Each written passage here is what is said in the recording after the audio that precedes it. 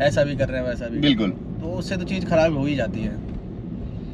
But आती है समझ में, लेट आएगी मुझे ऐसा लगता है। पहले तो क्लबों के बाहर, क्लब में अंदर जाने के लिए पर कपल का चार्जेस होता था 4 से 5,000 रुपए पर कपल।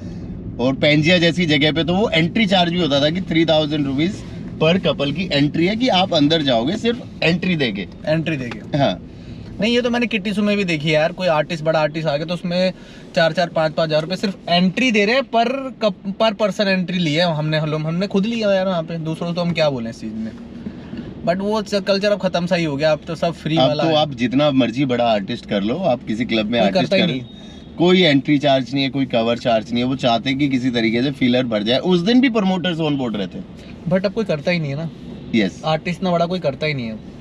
हाँ, पहले के जमाने में जैसे हम पेंजिया प्लेबॉय में थे तो एलन वॉकर और मतलब कि ऐसे बड़े बड़े आर्टिस्ट, शाहरुख खान, ये सब आर्टिस्ट हमने वहाँ पे किए। 30-30, 40-40, 50-50 लाख रुपए के आर्टिस्ट किए। बट अब कोई नहीं करता। आज की डेट में कोई क्लब कर ही नहीं सकता। उसके पीछे का रीजन यही है कि एक्सपेंसेस बहुत ज्यादा बढ़ गए, मतलब एडिशनल खर्चे बहुत हो गए हैं, जैसे प्रमोटर्स हो गए अपने सोशल मीडिया में। मैं बताता हूँ ना, जो मेरे को लगता है, देखो मैंने एक देखा, मैं मार्केटिंग में हूँ, उस लाइन में कब से काम भी कर रहा हूँ। आप और जो आपके साथ की लीग के जो लोग थे वो पूरी प्लानिंग करते हैं। अगर मैं आर्टिस्ट बुला रहा हूँ ना, तो मेरी ये टेबल की कॉस्ट इतनी आएगी, मेरा एक पर फ्लोर का एक गेस्ट मेरे को इतने का पड़ रहा है। बिल्कुल। आजकल इतनी प्लानिंग कोई करता ही नहीं, उनका सिर्फ सिंपल सा धंधा है। मैं प्रमोटर को बोलूंगा मेरे को इतने लोग लाके दे दियो, मेरी 4 टेबलें हैं और मेरी 4 टेबलें इतने की जानी चाहिए। मैंने आपको बता दिया, मेहनत ना करने का रीजन भी प्रमोटर, बस ये है मैंने जो देखा है। प्रमोटर्स को क्लब्स में मतलब कि बहुत ही ज्यादा अच्छे तरीके से रखा जाता है कि हाँ भी प्रमोटर ने बोला तो हर किसी, मतलब कि गेट मैनेजर की भी मतलब कि नहीं सुनी जाती है, या प्रमोटर का प्रोफाइल खराब है कोई नहीं आने दो। ये हमारे टाइम पे तो अगर किसी गेट पे किसी अगर मैनेजर ने, किसी स्टाफ ने अगर किसी प्रोफाइल को रोक दिया तो ओनर के बोलने के बाद भी वो प्रोफाइल अंदर नहीं आएगा।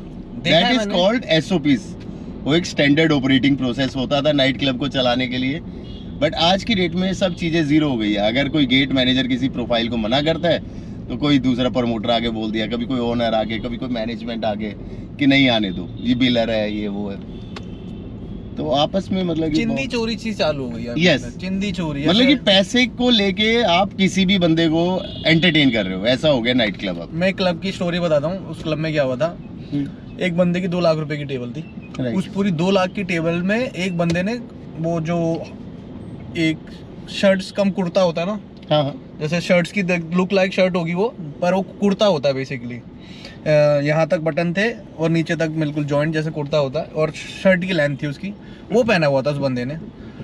तो उसको गेट पे रोक दिया गया। उसकी ऑब्वियसली CCTV लगी होती है, उनको पता होता है हमारे गेट पे कौन आ रहा होता है। तो उसने पहले से ही पेज कर दिया कि भाई इसकी एंट्री नहीं है। तो उन्होंने बोला कि भाई 2 लाख रुपए की एक टेबल ले रखी है इसने तो क्लब के अंदर। बंदे ने कह रहा टेबल का अमाउंट वापस कर दो मेरे को नहीं चाहिए।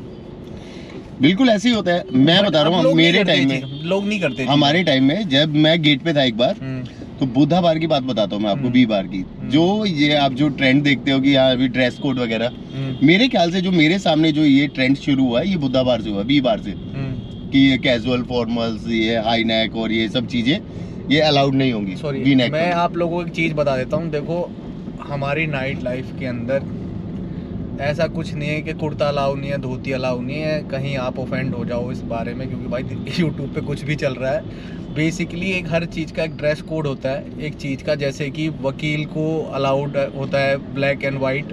नहीं, जैसे मैं बता रहा हूँ, अगर आप जिम जाते हो मान लो, तो जिम में तो कुर्ता पजामा पहन के नहीं जाओगे, है ना। जिम का जिम वेयर होगा। रनिंग के लिए आप रनिंग शूज पहनोगे, चप्पल में तो नहीं जाओगे रनिंग करने के लिए।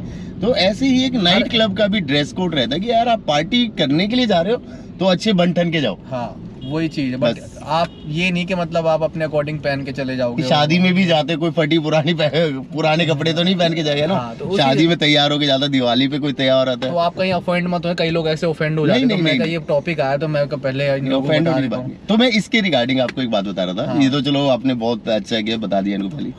तो एक बंदा आया वहाँ पे बीवार में, एक केम विद अ फरारी से आया।